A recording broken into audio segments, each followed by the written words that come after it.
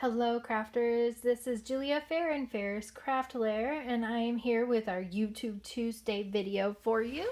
I am really excited to share this week's product of the week with you, which is the Wishing You Well stamp set. But they, Stampin' Up! Has done something that's really amazing with this, and I really love this, and they have a few different options as far as this goes in the catalog. They have... sorry, I just put all my stamps on top of my catalog, so I was going to show you this. On page 35 in the catalog, they have, I'm sorry, my dog is also barking in the background. It's nighttime and he loves to play, so my family's trying to keep him calm. Poor little Snickers. So they say you can make it, and what this is, it has a product code which includes everything on the list that you would need to make the projects that you see in the catalog, which is awesome. So I am featuring just this specifically this week to show you what other options you can make as far as card designs besides what they've done in the catalog, so that you can see what awesome things. It does come with 2 ink pads. One is Granny Apple Green, the other is Tranquil Tide, and you get a block, the stamp set, a pack of the thick Whisper White cardstock, dimensionals, and gold metallic thread. So the only thing that you'd really need besides this is a method for cutting your paper or your cardstock, which is like a trimmer. And a lot of people already have those. There's certainly ways that you can get around that, and if you're in need of one, I would highly recommend the Stampin' Trimmer. But this is just, it's awesome. You can make just with these simple supplies here. Everything that I'm making this week is something that you can do just based off of this, and one product code, and you get all those things included, and that's pretty awesome. It's on page 35 in the holiday catalog. They have some other ones like this that I'm going to feature at some point in time. So but for you guys today, make sure you use the host code that is available right up here and order with me, and you get to have 5 cards from my card stash this week if you order this week before the next product of the week is chosen, or the next special of the week is chosen, and the next special of the week will be tomorrow. So today I'm featuring this card here, sending you our thoughts and prayers, and it is very simple to make, very easy, but it looks wonderful and just has so many great things that you can do with it. So without further ado, let's get started on that. I did realize I need my bone folder up and down real quick. All right, so we're just making a standard card base, and I folded that. I scored it in half, and now I'm just gonna fold it with my bone folder to get a nice crease, and that is going to be our card base. The piece that goes on top of this measures 2 3/4 by 3 1/4, and that's what we're going to do most of our stamping on. Okay, so we're going to start with this one first. Okay, and good, we're on camera, that's good. So we're going to start with our Granny Apple Green, and we're going to ink this stamp up, and the block that comes in this is block D. It is large enough to make sure that you can get all of your images that you're stamping with, as far as being able to stamp in and use all of your stamps goes. Sorry, I'm measuring a little bit off camera. It's hard to see from the angle that I'm at. That looks pretty good. All right, so that's the only thing that I'm using the Granny Apple Green for on this. Again, you would get both of these colors, which I love. And Snickers is really excited. So for those of you who haven't seen, these are the new ink pads, and they stack. They have these little dots in them, which is great, so they stack really well. The old style ink pad, I just haven't replaced all of mine yet. So yeah, I'm getting there. It's a process.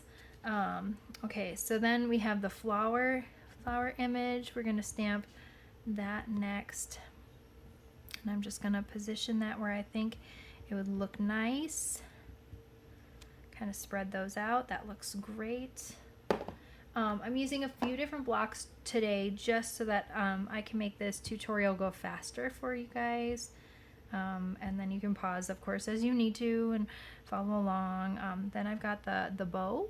So I'm just going to put the bow over the stems. And of course, I'm pressing down as straight down as possible and holding for a few seconds. And it comes up pretty good. All right, so that's what we're stamping on this panel. Now, the other thing that we're going to be stamping is the sentiment on the bottom. And I have that on an acrylic block, one of the little ones here. So I have it going across. I try to look and see if there's anything that gives me a hint of a straight line as far as where it's cut out. And I'm not seeing that so much. So what I had done is I lined it up straight across my block as best I could. And that means I'm just going to be lining up the block as best I can across. And that'll give you the best opportunity for doing it straight. The other thing that you could use is the Stamparatus, and I will get to a tutorial on that fairly quickly for you guys. I love that tool. It is amazing. Well, that was upside down. So guess what we're going to do? We're going to make the card a little bit differently. So I'm going to cover that. Yep, I'm going to cover that up.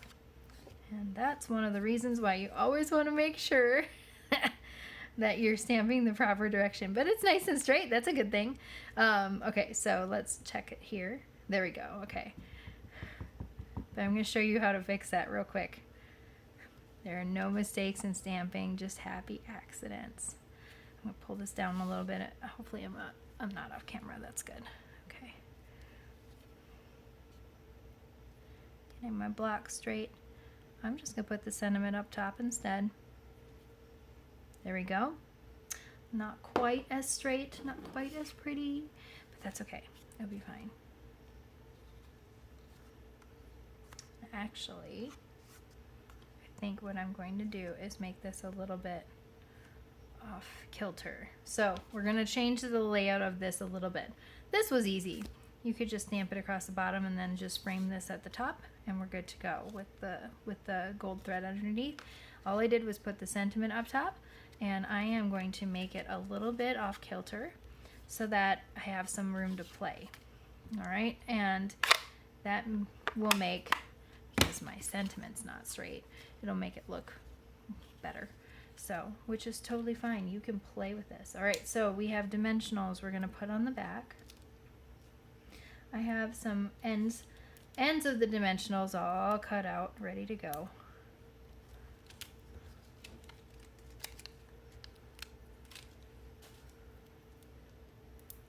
Let's see, I got a few more and then some new ones. I use all of these pieces as much as I can because they're really good. I love these adhesives. They're so great.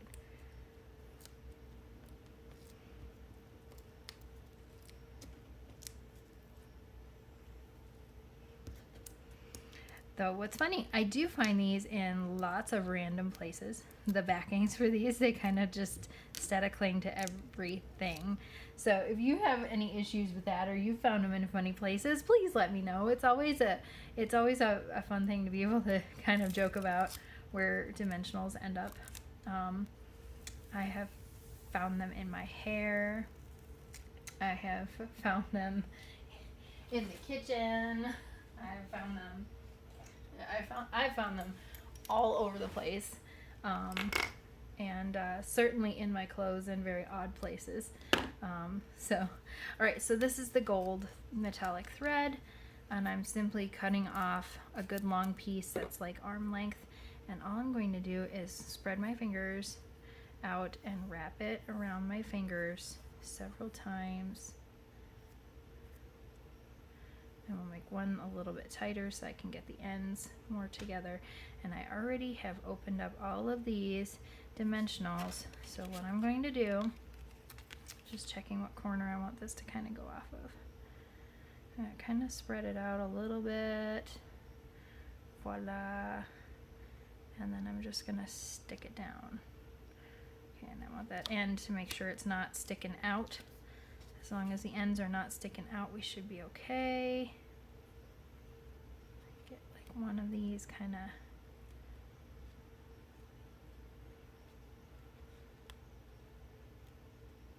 There we go. All right. And then that can kind of go on the card base. All right. So I'm going to cover that up. No one will ever know it was there. And I'm just going to put it like that. And that, my friends, is how you fix a mistake and change a card layout and make your card look amazing, even though you have stamping that is crooked. Yeah, so so originally was planning on putting that up top, and I would have just centered this. I actually would have done about half of the thread on one side and the other side, just making sure the ends are tucked. But because my stamping was backwards or upside down, I decided to change it, and that's what we do, is we wing it. And I have a different card layout, and it's fabulous. And so you got 2 for 1 today. So if you're looking for a demonstrator to order with, please go ahead and you know, give me a call, and or you know, leave me a message and let me know if there's anything that I can help you with. I'm here for all of your crafting needs, and I certainly would love to hear any of your dimensional backing stories. And also, I hope that everybody has been doing well. In the case of the hurricane, my thoughts and prayers are certainly with those that are in need at this time. And for those of you who haven't heard, I've been recovering from knee surgery, so I'm actually sitting at my desk instead of standing, which is a little different for me. But we've had a lot going on this last weekend, and just lots of thoughts and prayers for everybody who is in need at this point in time. And I hope that you will enjoy this video and have happy crafting. So thanks. We'll see you next time.